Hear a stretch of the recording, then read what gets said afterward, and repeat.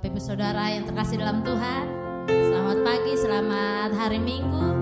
Kita bersyukur pada hari ini kita dapat kembali untuk berkumpul bersama, bersekutu, untuk bersama-sama memuji dan menyembah Tuhan. Mari pada saat ini kita mau siapkan hati kita untuk lebih masuk, lebih dalam lagi ke dalam hadirat Tuhan. Kita mau menyatakan bahwa Yesus sangat baik. Dia sungguh sangat baik dalam kehidupan kita. Haleluya. Bersyukur ya Bapa, punya Bapa yang setia, punya Bapa yang penuh kasih, punya Bapa lebih dari segala Bapa di dunia ini. Kasih-Mu besar Tuhan dalam hidup kami. Haleluya.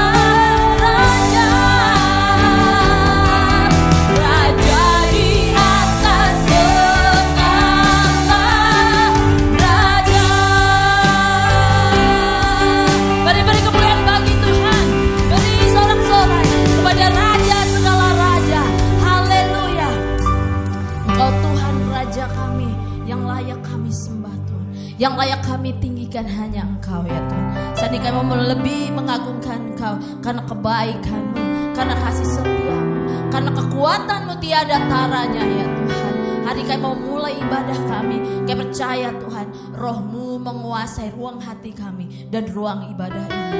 Hanya di dalam nama Tuhan Yesus. Mari sama-sama yang percaya katakan amin. Haleluya. Sebelum kita lanjut untuk lebih bersorak-sorak lagi, Bapak Saudara, mari beri salam kepada samping kanan kiri dengan senyuman yang penuh sukacita ya. Haleluya. Kita menyatakan hari ini kebaikan Tuhan, bahwa Tuhan sangat baik dalam kehidupan kita. Amin. Mari kita masuk gerbang Tuhan. Kita naikkan pujian yang penuh sukacita. Haleluya.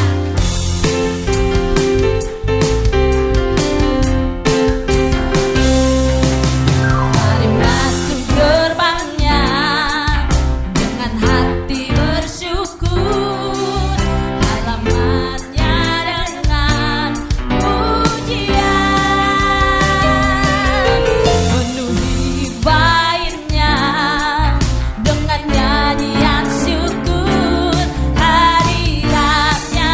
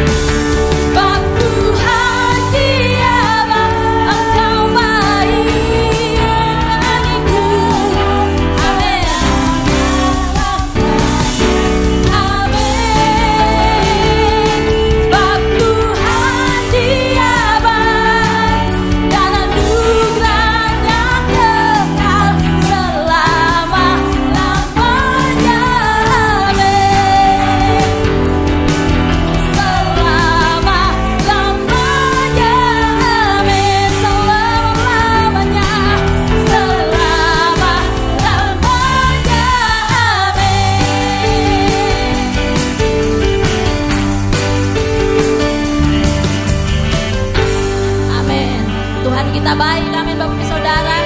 Pada saat ini kita lebih mau menyatakan bahwa Tuhan kita adalah Tuhan yang ajaib dalam kehidupan kita. Haleluya. Mari sama-sama lebih semangat lagi. Haleluya. Engkau ajaib Tuhan. Engkau Tuhan segala Tuhan. Engkau Raja segala raja. Haleluya. Tak terbayang kebesaranmu dan tak terbanding kekuatanmu Tuhan.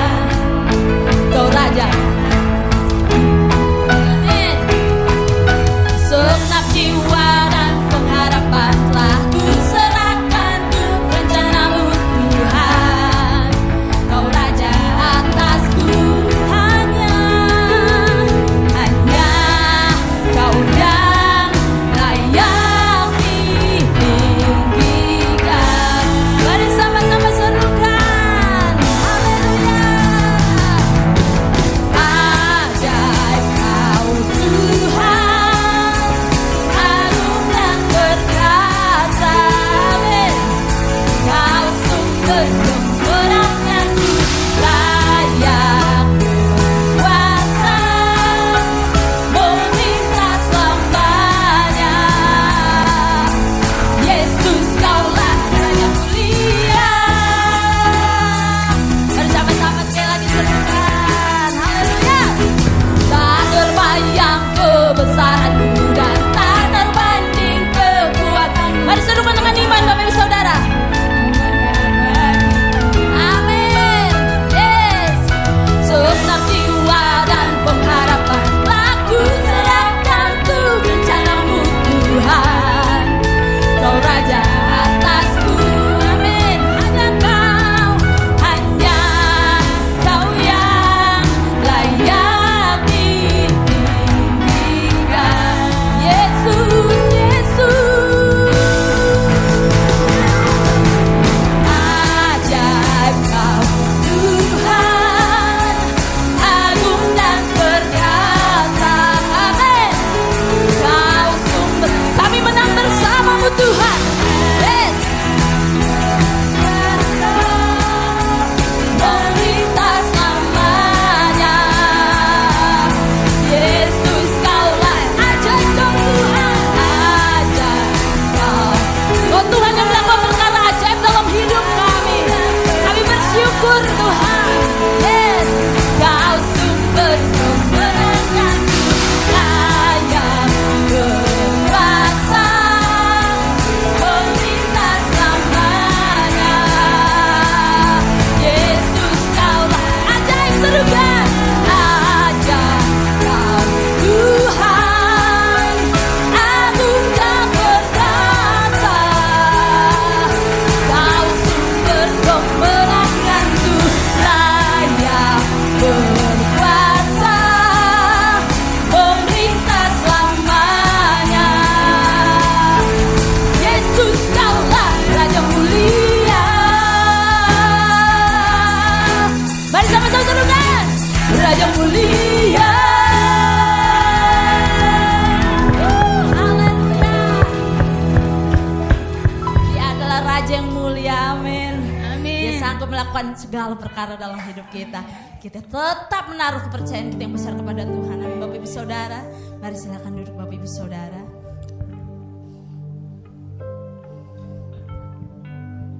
Saat ini kita mau masuk ke dalam firman Tuhan. Biarlah hanya Tuhan yang ditinggikan dalam hidup kita Bapak Ibu Saudara. Jangan sampai dalam kehidupan kita, karena kelebihan kita, karena kebisaan kita mencuri kemuliaan Tuhan. Biarlah apa yang kita lakukan, sehebat apapun kita, kembalikan kemuliaan hanya bagi Tuhan. Apapun pelayanan kita, sehebat apapun kita, jangan berkata itu karena saya, tapi katakan itu karena Tuhan. Apapun berkat besar yang kita terima, jangan katakan karena usaha saya, karena ketekunan saya, tetapi katakan semua karena Tuhan. Terpujilah nama Tuhan. Amin. Haleluya. Kami mengagungkan Kau dalam hidup kami ya Tuhan.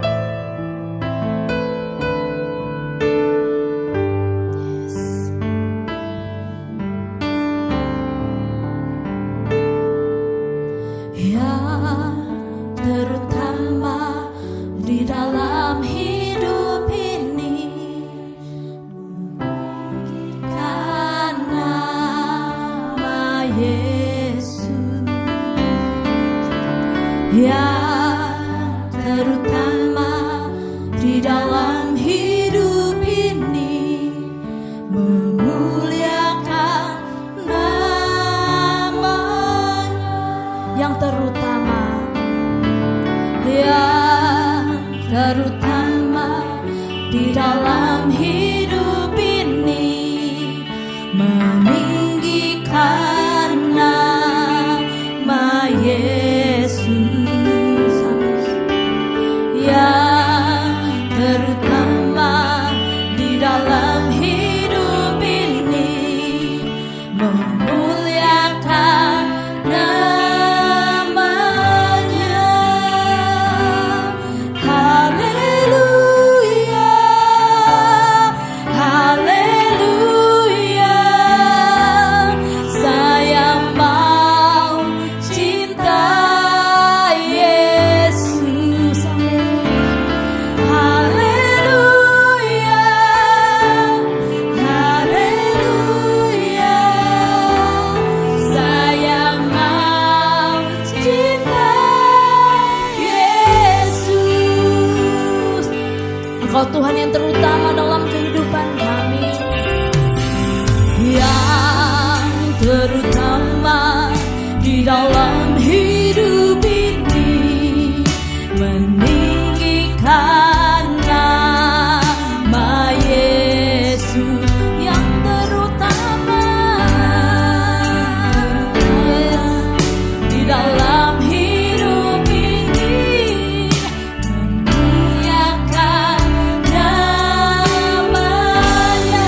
Haleluya, haleluya, haleluya, saya mau cinta Yesus. Haleluya, haleluya, saya mau cinta Yesus. Haleluya. Ya udah Bapak Ibu Saudara untuk bangkit berdiri. Haleluya. Ini seruan hati kami yang tulus ya Tuhan. Kami mau mengasihi Engkau lebih lagi. Kami mengutamakan Engkau dalam hidup kami. Kami mengagungkan Engkau dalam hidup kami Tuhan, di setiap waktu. Saya mau cinta Yesus. Mari serukan, serukan lebih dalam lagi, nyatakan haleluya. Katakan kepada Tuhan, Tuhan, aku mengasihi Engkau lebih lagi dalam setiap langkah hidupku.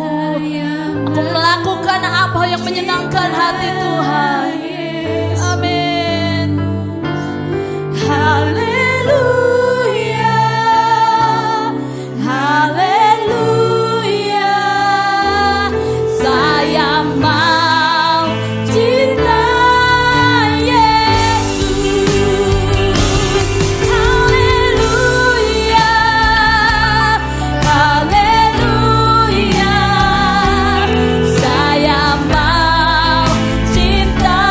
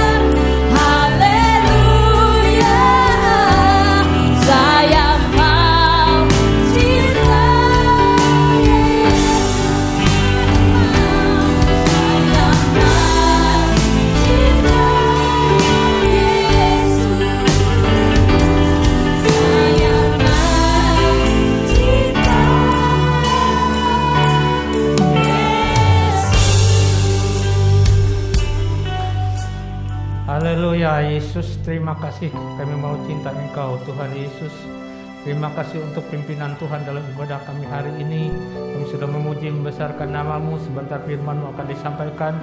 Urapi Tuhan hamba untuk menyatakan hanya kebenaran firman Allah yang membangun iman kami semua. Roh Kudus menuntun kami dalam menikmati, menyerap firman Allah yang disampaikan hari ini, sehingga itu merubah tingkah laku kami seturut dengan firman-Mu. Berfirmanlah bagi kami ya Tuhan, dalam nama Tuhan Yesus Kristus kami berdoa dan mengucap syukur. Amin. Shalom. Salam sejahtera dalam kasih Kristus. Selamat beribadah. Terima kasih kepada WL Singer, tim pemusik, tim multimedia yang telah menuntun kita, mengiringi kita untuk memuliakan nama Tuhan, ya.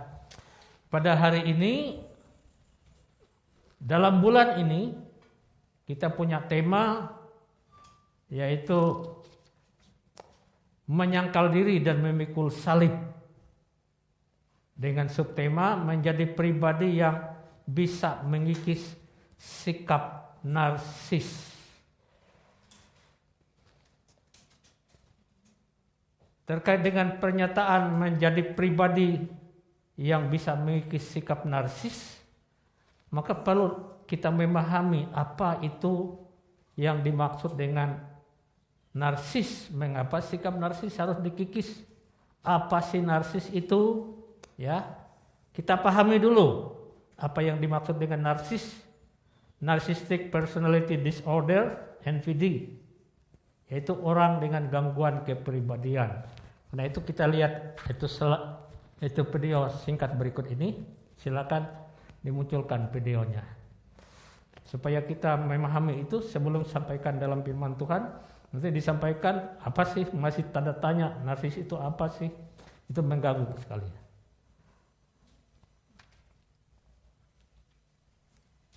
Kita baca firman Tuhan dulu ya, di dalam 1 Korintus 13 ayat 4 sampai 7. 1 Korintus 13 ayat 4 sampai 7, demikian firman Tuhan. Kasih itu sabar, kasih itu murah hati, ia tidak cemburu, ia tidak memegahkan diri dan tidak sombong. Ia tidak melakukan yang tidak sopan dan tidak mencari keuntungan diri sendiri. Ia tidak pemarah dan tidak menyimpan kesalahan orang lain. Ia tidak bersuka cita karena ketidakadilan, tetapi karena kebenaran. Ia menutupi segala sesuatu, percaya segala sesuatu, mengharapkan segala sesuatu, sabar menanggung segala sesuatu. Ya, sebelum kita uraikan dalam firman Tuhan, saya sudah kasih itu slide videonya beberapa hari yang lalu. Saya mohon itu, apakah ada itu? Ya, nggak apa-apa, kita sabar aja menunggu ya. Ya, silakan.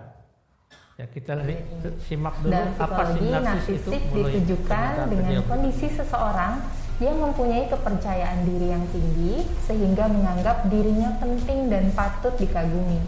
Nah, kali ini saya, Deliana Palestina, akan membahas topik mengenai narsistik bersama Ibu Herta Kristabel Hambali selaku psikolog dari Bethsaida Hospital dalam acara Dr. Talk.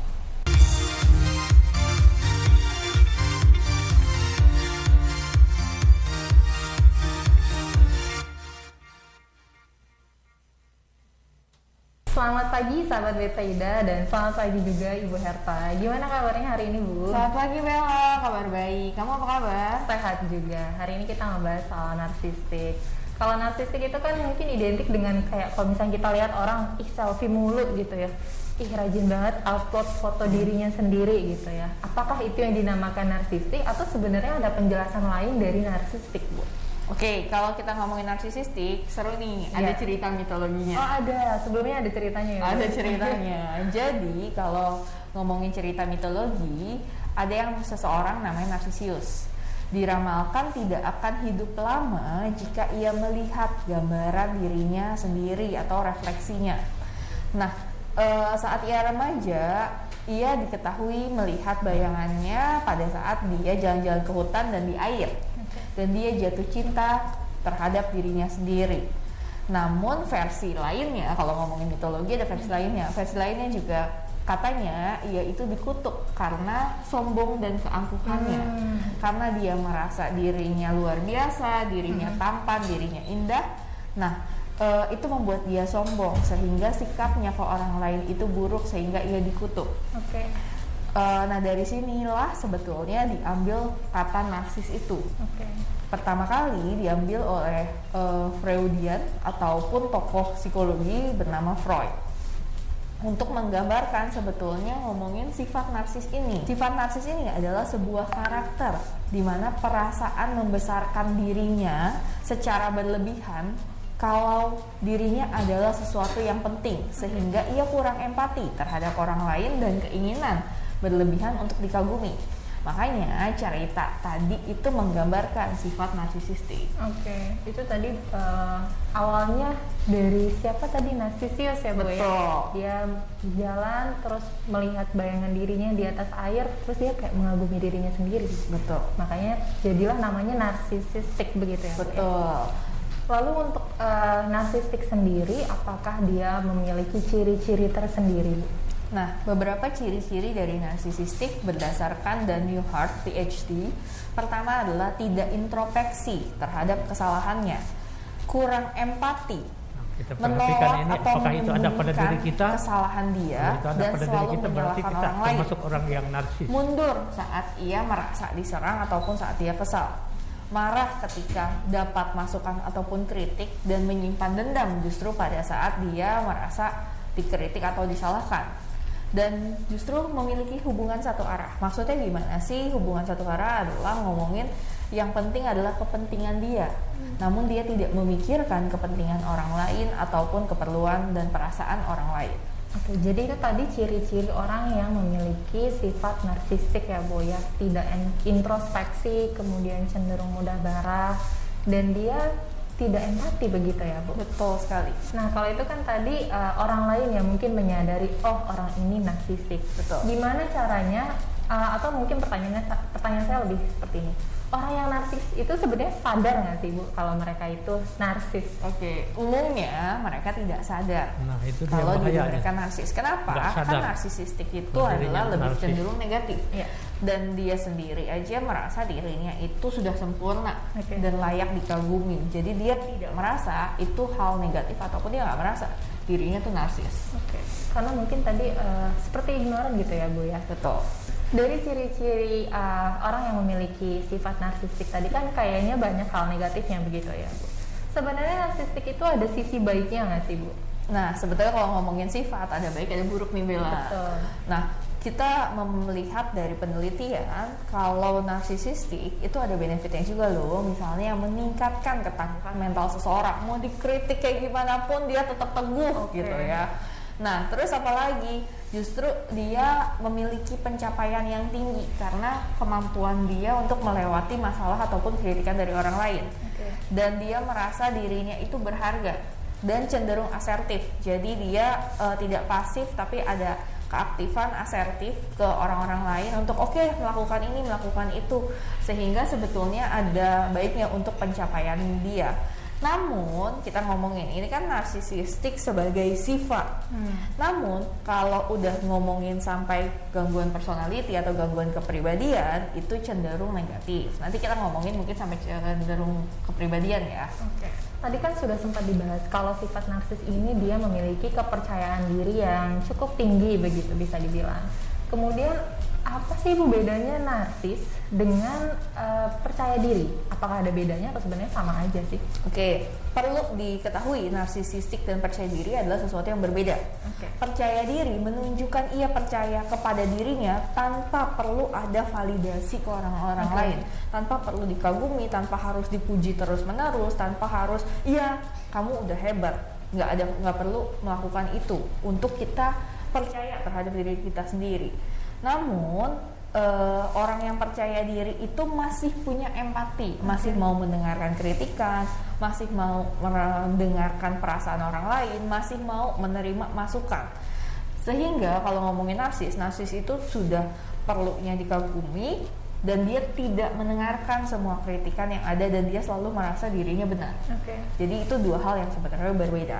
Jadi narsis dan percaya diri ini sebenarnya sangat berbeda ya, Bu. Betul. Kalau percaya diri dia cukup, ya memang dia percaya diri dengan dirinya sendiri, tapi kalau yang narsistik lebih butuh validasi dari orang lain. Nah, kalau tadi kita bahas kan orang yang punya sifat narsistik ini dia cenderung mencintai dirinya sendiri, kemudian tidak introspeksi dan kurang empati begitu. Katakanlah ya Bu ya, saya punya teman, terus dia punya sifat narsistik ini. Dia kira-kira mudahkah memiliki pasangan atau mungkin agak butuh struggle untuk dia memiliki seorang pasangan? Oke, kalau ditanya mudah nggak sih? Tentunya pastinya ada kesulitan. Tapi dengan sifat yang ia miliki, sebetulnya dia bisa loh menunjukkan ketertarikan pada saat kencan. Kebanyakan narsisistik melihat itu hubungan tuh transaksional. Kira-kira kalau misalnya orang itu suka sama saya, itu sifatnya memuaskan egonya mereka, memuaskan keinginan mereka. Jadi karena keinginan dikagumi tersebut, sehingga balik lagi nih, justru membuat dirinya sendiri dikagumi, bukan bicara soal empati ataupun perasaan terhadap pasangannya. Biasanya orang dengan sifat narsisistik saat memiliki pasangan menikmati kok kesenangannya, namun biasanya tidak ada komitmen lebih jauh. Dan kebanyakan justru dia itu mudah bosan pada saat kira-kira untuk udah mendapatkan nih kekaguman yang ia mau. Nah, itu justru tidak ada komitmen dan akhirnya cenderung meninggalkan karena dia sudah merasa menaklukkan nih tantangan yang dia inginkan. Sehingga sebetulnya untuk hubungan serius biasanya cukup struggle dengan pasangan-pasangan yang punya sifat narsisistik. Jadi kalau dibilang bisa memiliki ketertarikan atau memiliki seorang pasangan itu bisa, tapi memang agak struggle ya Bu ya. Betul. Karena tadi si narsistik ini cenderung kalau misalkan dia sudah merasa menaklukkan, biasanya sudah cukup sampai di situ begitu. Betul. Narsistik ini kan bicara soal sifat ya Bu ya. Tadi Ibu juga sempat singgung kalau misalnya sudah sampai ke gangguan gitu. Atau yang biasa orang dengar tuh narcissistic personality disorder. Sebenarnya apa bedanya sih Bu? Kalau kita ngomongin yang satu narsistik adalah sifat, cenderung intensitasnya atau levelnya gitu tidak terlalu tinggi. Kalau udah personality disorder berarti sudah ada mengganggu dirinya sendiri, mengganggu orang lain, mengganggu hubungan-hubungan antar personalnya. Dalam gangguan kita nggak cuma ngomongin egois doang, tapi udah ada sifat antagonis yang terus-menerus mencari perhatian. Sehingga dengan orang dengan gangguan narsisistik melihat orang lain itu lebih rendah, inferior, ataupun tidak ada toleransi terhadap ketidaksetujuan apapun. Jadi ini kalau kita ngomongin level, narcissistic personality disorder udah level yang lebih tinggi sehingga mengganggu semua kehidupan aspek sehari-harinya. Misalnya kehidupan sosial, ngomongin kehidupan pekerjaannya, akhirnya bagaimana aktivitas sehari-hari dia akan sulit untuk beradaptasi dengan lingkungan sosialnya. Sebelumnya kan tadi kita sudah bahas soal sifat narsistik dan juga ciri-cirinya. Kemudian untuk narcissistic personality disorder yang sifatnya tadi mengganggu ya Bu ya. Apakah dia ada ciri-ciri tersendiri juga? Oke, menurut DSM-5 atau buku panduan diagnostik psikiater dan psikolog, ada beberapa ciri-ciri ngomongin narcissistic personality disorder. Pertama, memiliki rasa mementingkan diri sendiri yang berlebihan. Misalnya, melebih-lebihkan pencapaian, berharap untuk diakui sebagai superior tanpa benar-benar sebetulnya melakukan pencapaian tersebut. Yang kedua adalah disibukkan dengan fantasi-fantasi kesuksesan dirinya, kekuatannya, kecemerlangannya, keindahan ataupun cinta yang sempurna. Selanjutnya adalah yang ketiga, percaya mereka itu memiliki sesuatu yang spesial, hanya dipahami oleh orang-orang atau institusi yang spesial juga. Jadi mereka nggak masalah tuh kalau nggak diakui sesuatu ataupun seseorang yang mereka merasa bukan levelnya mereka. Selanjutnya adalah keinginan, kayak takut ya, memang ada aduhnya ya. Serem juga. Keempat adalah keinginan berlebihan untuk merasa dikagumi, ada harapan berlebihan untuk dipuji dan diperlakukan oleh orang lain istimewa, mengeksploitasi dan mengambil keuntungan dari orang lain untuk keuntungan mereka sendiri. Selanjutnya adalah kurangnya empati dan tidak mau memikirkan kebutuhan orang lain, selalu iri dan percaya orang lain itu iri ke mereka. Dan menunjukkan arogansi dan kesombongan. Jadi itu tadi beberapa ciri dari orang yang memiliki narcissistic personality. Tadi saya sudah dengar yang ciri sifat orang. Terima kasih. Jadi sudah jelas buat kita ya dari pembicaraan tadi, apa sih narsis itu, orang yang narsistik itu bagaimana, lalu mengapa perlu dikikis ya. Dalam tema kita kan supaya jemaat dapat mengikis, menjadi pribadi yang bisa mengikis sikap narsis. Karena mungkin narsis itu ada dalam diri kita sendiri ya. Apa itu narsisme? Yaitu kecenderungan untuk mencintai diri sendiri secara berlebihan, merasa penting dan kurang empati terhadap orang lain. Nah itu kan repot kalau kurang empati terhadap orang lain, mikir diri sendiri aja. Nah kita langsung ringkas kita masukkan ke Alkitab. Ini ada penjelasan sikap narsistik tadi, narsis. Tapi saya pikir tidak usah saya sampaikan ulang, cukuplah apa yang ditayangkan tadi ya. Kita merujuk ke subtema menjadi pribadi yang bisa mengikis sikap narsis dengan dasar ayat Alkitab dalam 1 Korintus 13 ayat 4-7. Maka pemahamannya yaitu mengikis sikap narsis dengan kasih ya. Jadi kita mengikisnya bukan dengan cara yang brutal, tapi mengikisnya dengan sikap kasih ya. Ayat 1 Korintus 13 ya. Dikatakan begini, sekalipun aku dapat berkata-kata dengan semua bahasa manusia dan bahasa malaikat, tetapi jika aku tidak mempunyai kasih, aku sama dengan gong yang berkumandang dan canang yang gemerincing. Jadi kalau tidak mempunyai kasih, apapun yang kita lakukan itu kayak bunyi gong aja, canang yang gemerincing yang tidak hanya kedengarannya hebat bunyinya, tetapi tidak menghasilkan sesuatu yang baik. Jadi karakter kasih yang sejati yang dapat membantu kita mengikis sikap narsis dalam diri sendiri. Beberapa poin penting yang perlu diperhatikan dan dilakukan dalam nas firman Tuhan. Satu adalah kasih itu sabar. Tadi kita sudah baca. Kasih itu sabar. Kasih yang sejati tidak mudah marah atau kesal. Ya, kalau saudara sudah mudah marah, mudah kesal, jangan-jangan arahnya narsis ya. Jadi perhatikan itu supaya diperbaiki. Jadi kasih yang sejati tidak mudah marah atau kesal, melainkan sabar dan tabah dalam menghadapi kesulitan atau kesalahan orang lain. Orang lain bisa bersalah kepada kita. Tapi kalau kita kesal terus sama kesalahan orang, ya berarti kita tidak koreksi diri. Jangan-jangan kita orang yang narsis juga.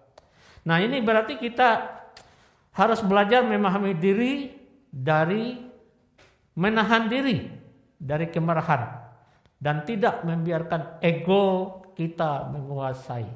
Seringkali ego kita menguasai diri kita hingga rusak hubungan antar sesama.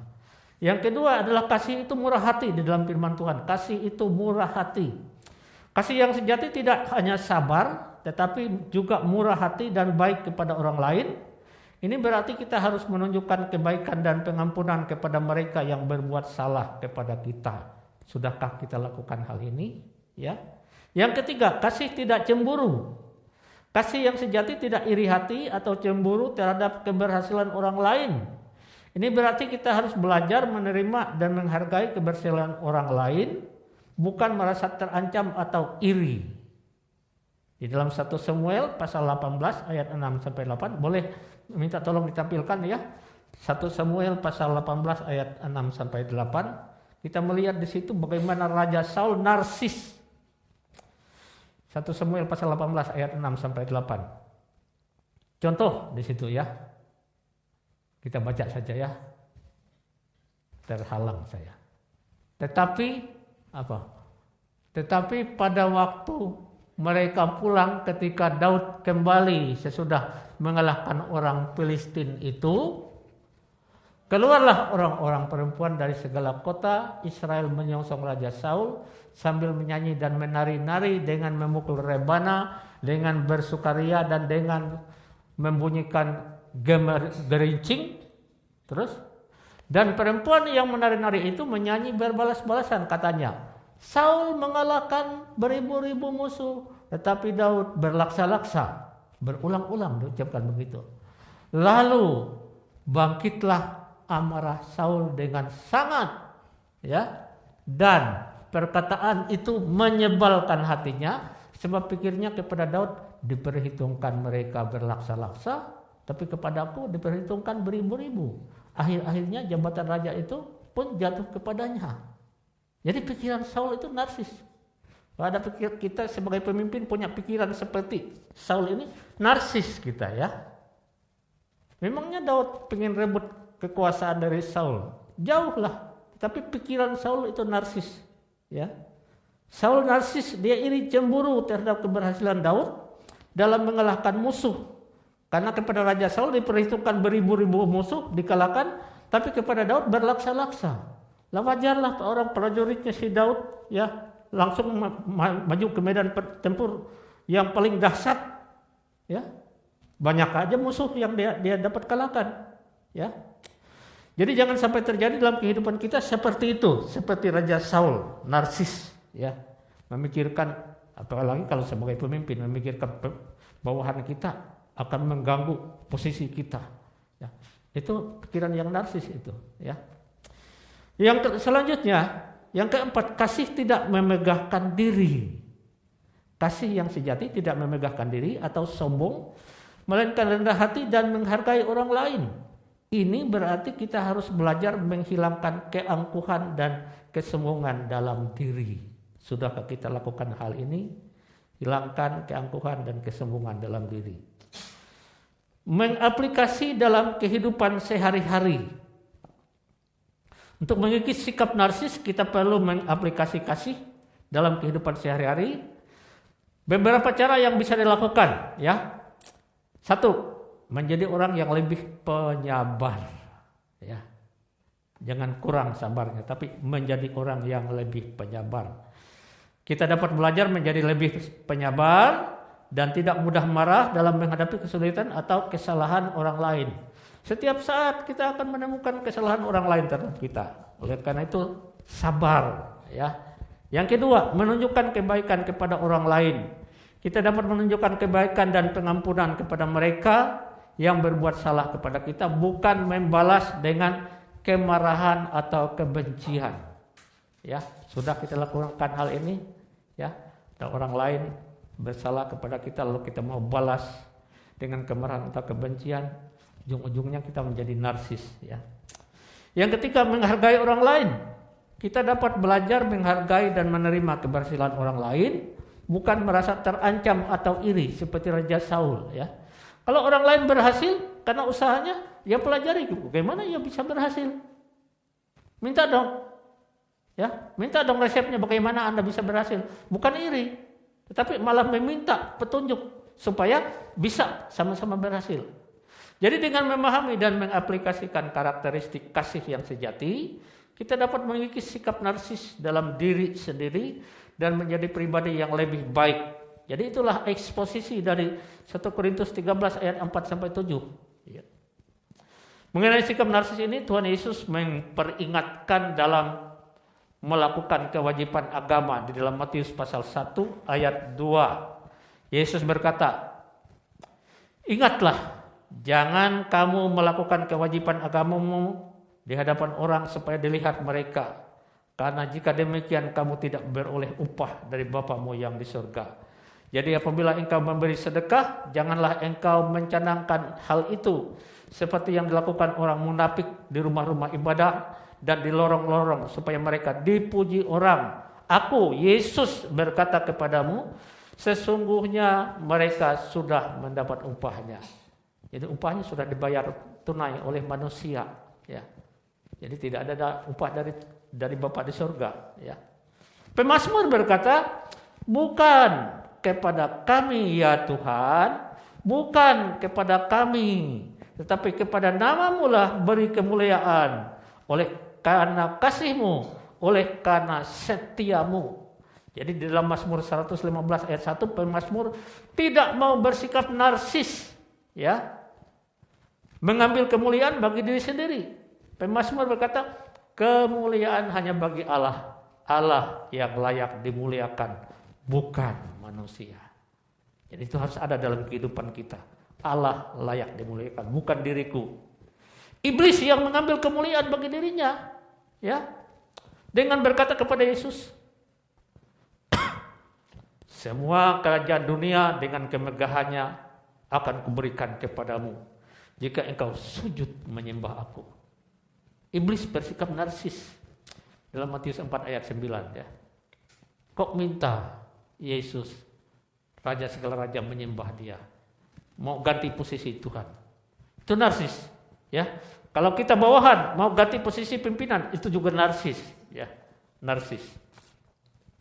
Agar terhindar dari sikap hidup yang narsis, Rasul Paulus memberi nasihat kepada semua orang kudus dalam Kristus Yesus di Filipi. Dalam Filipi pasal 2 ayat 2 sampai 3, ya. Seperti Kristus dengan berkata, karena itu sempurnakanlah sukacitaku dengan ini. Hendaklah kamu sehati sepikir dalam satu kasih, satu jiwa, satu tujuan. Dengan tidak mencari kepentingan sendiri atau puji-pujian yang sia-sia. Sebaliknya hendaklah dengan rendah hati yang seorang menganggap yang lain lebih utama daripada dirinya sendiri. Dan janganlah tiap orang hanya memperhatikan kepentingannya sendiri, tetapi kepentingan orang lain juga. Nah, hal-hal seperti ini kita lakukan dalam kehidupan kita sesuai dengan firman Tuhan. Paulus berkehendak kepada jemaat di Filipi supaya penuh sukacita Paulus kalau mereka melakukan apa yang disampaikan oleh Paulus. Nah, tujuan sasaran firman Tuhan hari ini, ya, yang pertama adalah agar jemaat mampu mengontrol emosi. Orang narsis itu tidak mampu mengontrol emosi, ya. Pokoknya segala sesuatu bagi dirinya sendiri. Jemaat diajak untuk memahami emosi diri sendiri, mengenali emosi negatif dan belajar mengelolanya dengan bijaksana, seperti yang diajarkan dalam Alkitab dan prinsip-prinsip psikologi atau kejiwaan.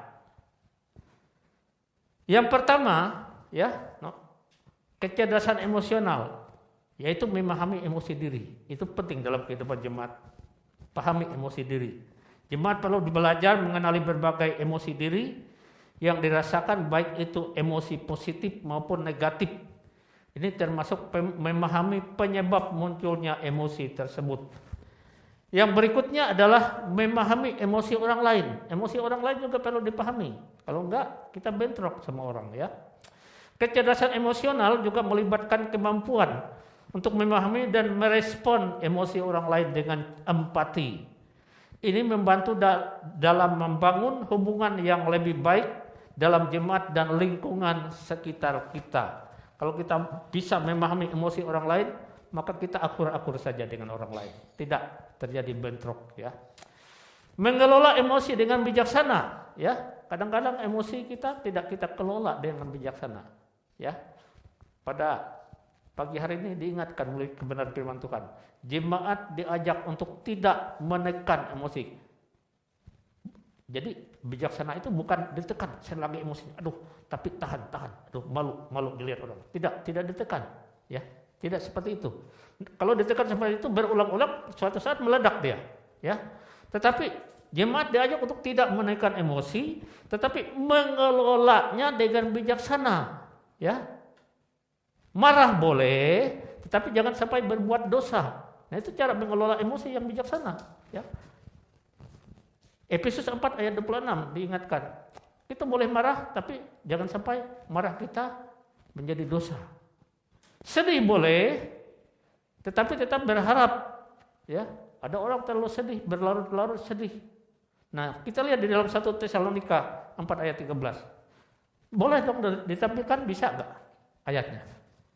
Minta tolong. 1 Tesalonika 4 ayat 13.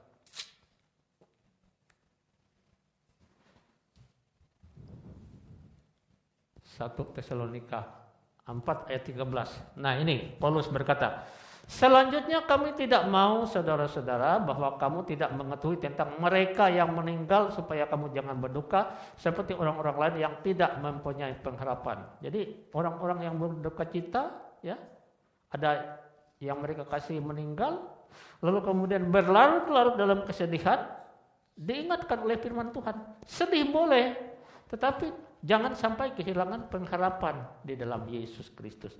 Tetap ada pengharapan.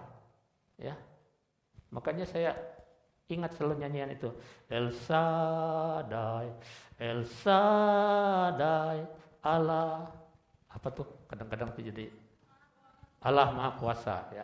Allah Maha Kuasa, berkatnya melimpah dalam kehidupan kita, ya.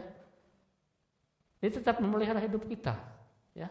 Yang sudah dipanggil Tuhan, dia sudah bersama dengan Bapa di surga. Jadi kalau kita berlarut-larut dalam kesedihan kita, maka tidak sesuai dengan kebenaran firman Tuhan.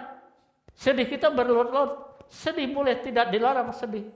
Tetapi ada batasnya, jangan sampai kehilangan iman dan pengharapan dalam Yesus Kristus. Yang kedua dari itu adalah pengendalian diri, menghindari pemicu emosi negatif. Ada pemicu emosi negatif. Jemaat diajak untuk menghindari situasi orang atau orang-orang yang dapat memicu emosi negatif. Misalnya, jika merasa mudah marah saat terburu-buru, perlu kita atur waktu lebih awal. Ya. Yang berikutnya menggunakan teknik relaksasi. Ya. Beberapa teknik relaksasi seperti mengambil napas dalam-dalam, meditasi. Itu kata orang dunia, ya. Tapi bagi kita orang Kristen bukan meditasi seperti orang dunia, tapi meditasi dalam pengertian arahkan hati dan pikiran kepada Tuhan, atau olahraga dan membantu menenangkan diri saat emosi memuncak. Ada yang terbaru selain olahraga adalah olah napas. Itu selalu saya lakukan kalau pagi-pagi saya pergi ke Taman Kajana, habis saya olahraga jalan kaki, lalu kemudian saya olah napas, menenangkan diri. Sampai 6 menit olah napas, ya. Dan itu membantu, ya, membantu kita menjadi hidup tenang. Berpikir sebelum bertindak, ya. Seringkali orang yang penting hantam aja, ya, urusan belakangan. Nah itu salah. Kita harus berpikir sebelum bertindak. Jemaat diajak untuk berpikir sebelum bereaksi terhadap situasi yang memicu emosi. Mengambil waktu sejenak untuk menenangkan diri dan merenung. Tindakan yang tepat dapat mencegah penyesalan di kemudian hari. Banyak orang menyesal di kemudian hari, khususnya suami istri, karena pertengkaran lalu terjadi perceraian, lalu di kemudian hari menyesal. Kenapa ya saya kok begitu? Seharusnya tidak perlu menyesal, ya. Kalau dipikirkan sebelumnya, berpikir sebelum bertindak. Kalau saya bertindak begini, apa ya akibatnya? Jadi maju ke depan kita berpikir, ya. Kalau kita sempat berpikir seperti itu, maka kita tidak gegabah dalam bertindak. Mencari dukungan. Jemaat juga bisa mencari dukungan dari pemimpin rohani, ya, atau orang-orang terpercaya lainnya untuk membantu mengelola emosi mereka. Jemaat bisa menerima masukan, ya. Kemudian yang berikutnya, yang poin 3, ajaran agama, kasih dan pengampunan. Ajaran kasih dan pengampunan dalam agama Kristen dapat membantu jemaat untuk melepas rasa marah, sakit hati, dan dendam. Mengampuni orang lain seperti Tuhan telah mengampuni kita adalah kunci kedamaian. Nah itu, kalau tahu itu kunci kedamaian, ayo mari lakukan untuk mengampuni.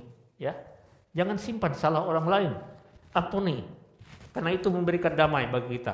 Berdoa dan berpengharapan. Berdoa dan berserah kepada Tuhan dapat memberi kekuatan dan pengharapan dalam menghadapi tantangan emosional. Tuhan berjanji untuk selalu menyertai dan memberi kekuatan. Selanjutnya menjadi teladan. Jagalah emosi kita saat mereka mulai marah. Jemaat yang mampu mengendalikan emosi dapat menjadi teladan bagi anggota jemaat lainnya dan bagi masyarakat luas. Jadi menjadi teladan dalam hal emosi kita jaga dengan baik. Jadi dengan memahami kecerdasan emosional yang menerapkan prinsip-prinsip pengendalian diri, Jemaat Tuhan dapat menjadi pribadi yang lebih tenang, lebih sabar, dan mampu membangun hubungan yang lebih baik dengan sesama. Sehingga jemaat dapat menjadi pribadi yang bisa mengikis sikap narsis. Nah, itu hal-hal yang harus ada dalam diri kita sehingga kita bisa mengikis sikap narsis. Kalau itu tidak ada dalam diri kita, sulit kita untuk mengikis sikap narsis itu. Selanjutnya, agar jemaat bisa menerima masukan. Dengan menerima masukan, anggota jemaat dapat belajar untuk melihat diri sendiri dari sudut pandang yang lebih objektif mengenai kelemahan dan bertumbuh menjadi pribadi yang lebih baik. Sikap narsistik yang ditandai dengan keegoisan dan kebutuhan akan validasi atau pengesahan berlebihan dapat dikurangi melalui praktik penerimaan diri dan penghargaan terhadap orang lain. Ya. Tadi kita sudah perhatikan kurang menghargai orang lain. Nah, ini perlu ada dalam kehidupan kita.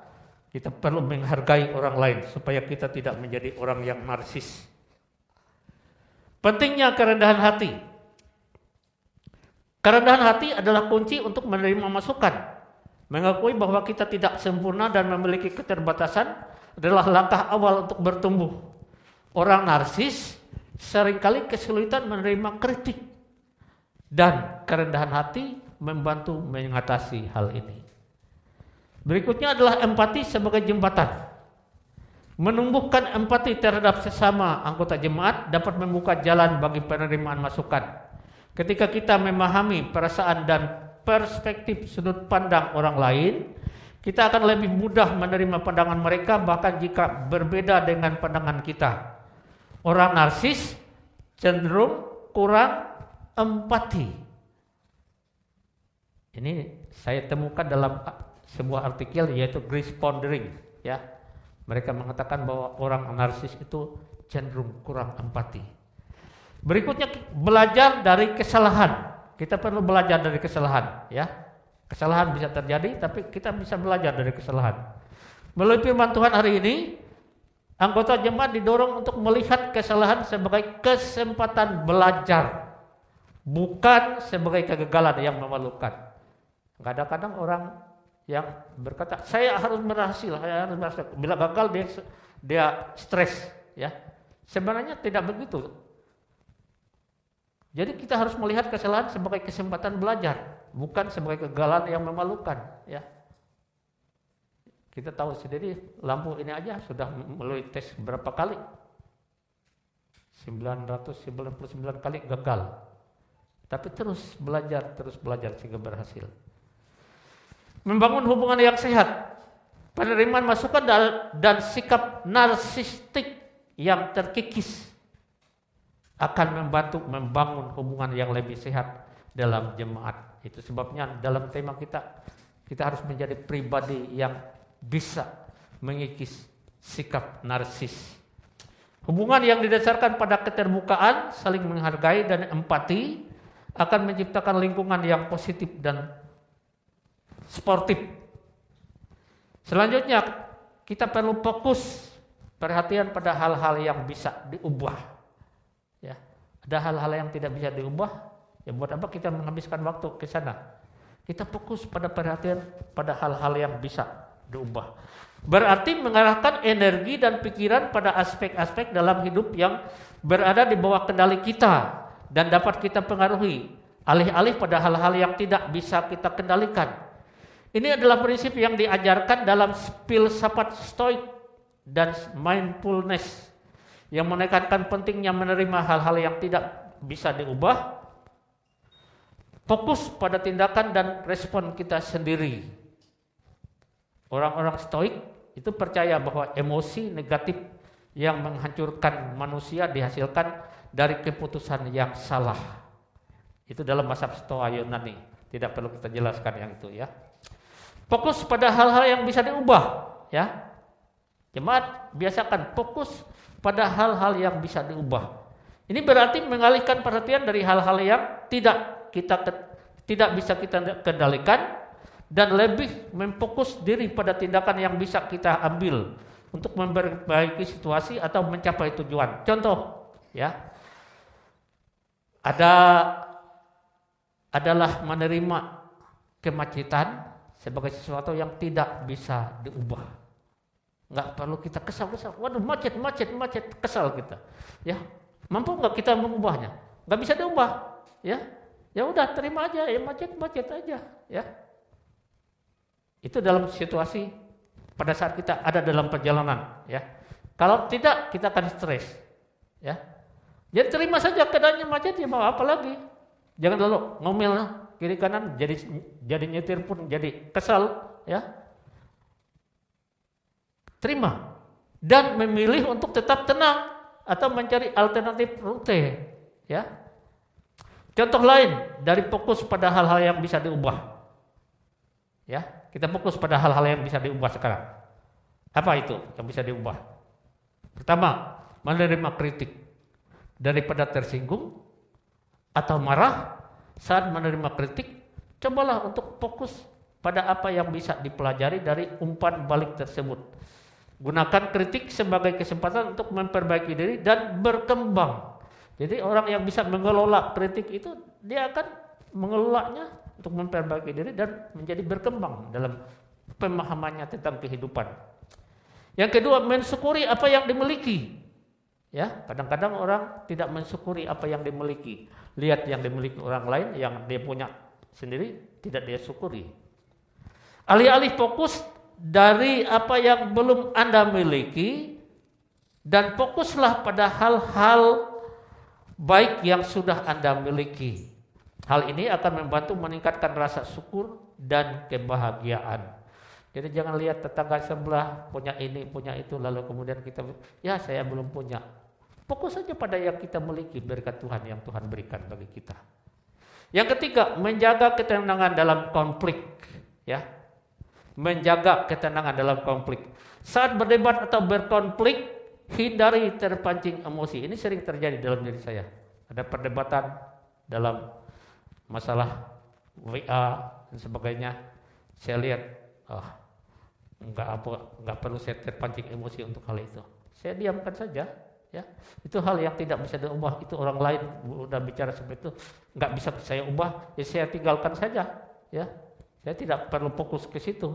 Nanti terpancing emosi saya. Ya, jadi fokus pada solusi yang bisa dicapai dan cara untuk menjaga hubungan baik, bukan pada siapa yang benar atau salah. Seringkali kita melakukan siapa yang benar, siapa yang salah. Itu tidak perlu. Fokus saja pada hal hubungan yang baik. Ya. Yang berikutnya, mengatur pola pikir. Kadang-kadang pola pikir kita ini enggak diatur dengan baik sehingga semerawut, akhirnya terjadilah ya konflik antara satu dengan yang lain. Ubah pola pikir negatif menjadi positif. Alihkan perhatian dari hal-hal yang membuat Anda khawatir atau takut dan fokus pada potensi dan peluang yang ada. Yang kelima, mencari solusi. Ada banyak hal yang kita hadapi, kita harus cari solusinya, bukan berdebat, tetapi cari solusi.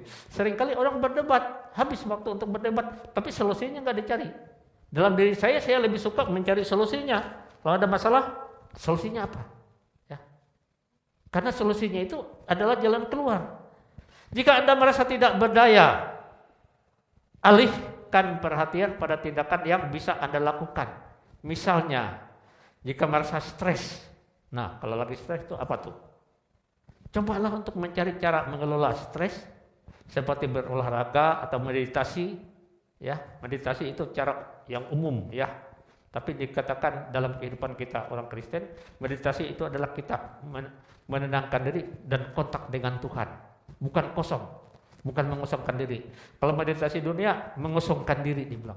Mengosongkan diri nanti iblis yang masuk ya. Tapi kita kontak dengan Tuhan. Ya. Kalau Tuhan memberikan kita ketenangan. Kita orang Kristen bukan meditasi, tetapi ambil waktu, berdiam diri, kontak dengan Tuhan, mohon Tuhan berbicara dalam hati, memberi solusi. Sehingga akhirnya tercapailah solusi. Kita tidak tinggal dalam kehidupan yang stres. Biarkan Tuhan dengan kasih-Nya memberikan solusi yang terbaik untuk hidupmu. Jiwa menjadi lelah oleh karena kehilangan kasih. Jiwa menjadi lelah oleh karena berusaha memenuhi tuntutan kehidupan yang berlebihan di luar kemampuan. Untuk itu, mari kita datang pada Tuhan yang berkata, marilah kepadaku semua yang letih, lesu, dan berbeban berat. Aku akan memberikan kelegaan kepadamu. Kita naikkan sebuah nyanyian. Ya. Selesai firman Tuhan. Kita naikkan nyanyian, kasih pasti lemah lembut. Kasih itulah cara terbaik untuk menjadi pribadi yang bisa mengikis sikap narsis. Tanpa kasih, kita tidak mampu mengikis sikap narsis. Tuhan yang membantu kita mengikis sikap narsis itu. Kita naikkan nyanyian, kasih pasti lemah lembut.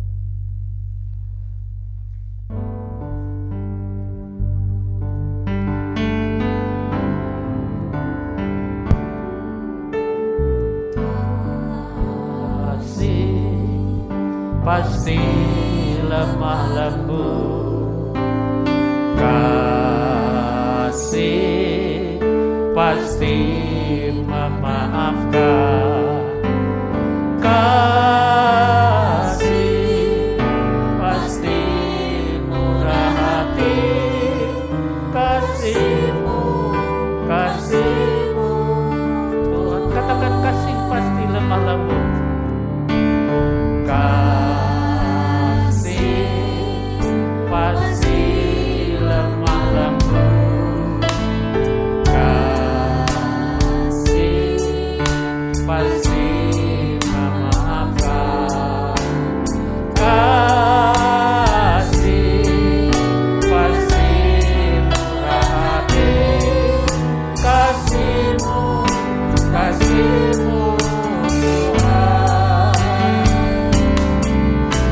Ajarilah kami saling mengasihi, ajarilah kami ini saling mengampuni, ajarilah kami ini kasih ya Tuhan, kasih-Mu kudus tiada batasnya. Katakan kasih pasti lemah lembut.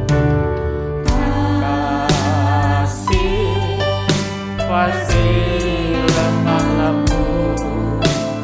Kasih pasti memaafkan. Kasih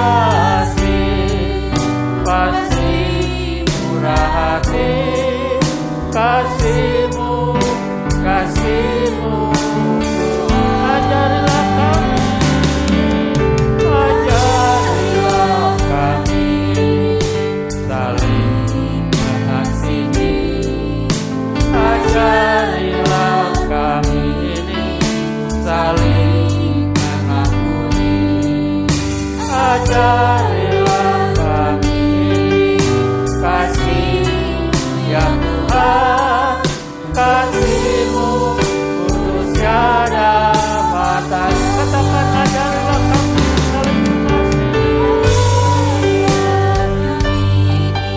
saling mengasihi, ajarilah kami ini saling mengampuni, ajarilah kami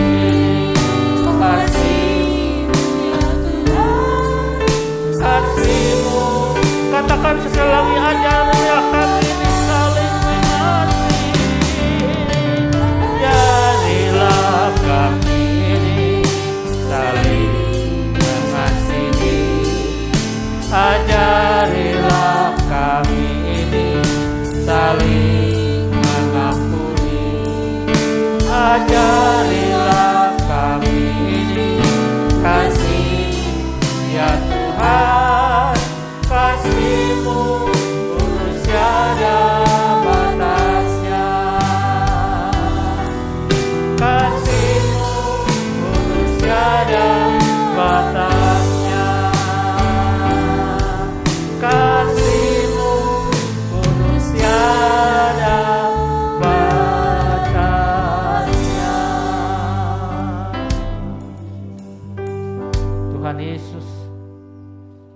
satu-satunya cara yang dapat kami lakukan untuk mengikis kepribadian yang bersikap narsis dalam kehidupan kami, yaitu apabila kami memiliki kasih yang diwujudkan dalam tingkah laku perbuatan kami. Firman Tuhan sudah disampaikan bagi kami pada hari ini Tuhan. Dalam kehidupan kami, seringkali kami tidak sadari bahwa kami adalah menjadi orang yang narsis, sehingga rusak hubungan antara satu dengan yang lain. Kami tidak dapat memaafkan, tidak dapat mengampuni orang lain yang bersalah kepada kami. Kami selalu berpikir tentang diri kami yang tersakiti. Tetapi ajarkan kami Tuhan untuk saling mengasihi satu dengan yang lain, sehingga kami tidak menjadi narsis, apalagi narsis seperti Saul yang cemburu terhadap keberhasilan Daud. Jangan kami narsis, cemburu atas iri hati terhadap keberhasilan orang lain. Tapi biarlah kami mengelola pola pikir kami. Kalau orang lain berhasil, kami boleh bertanya kepada sahabat kami yang berhasil, bagaimana caranya supaya berhasil. Dan kami dapat mengikuti petunjuk-petunjuk mereka, dan kami mengolah kehidupan supaya kami juga menjadi orang yang berhasil. Terutama supaya kami berhasil adalah kami melakukan hubungan yang intim dengan Tuhan melalui doa kami. Karena Tuhanlah yang memberikan petunjuk-petunjuk bagi kami dalam kehidupan kami.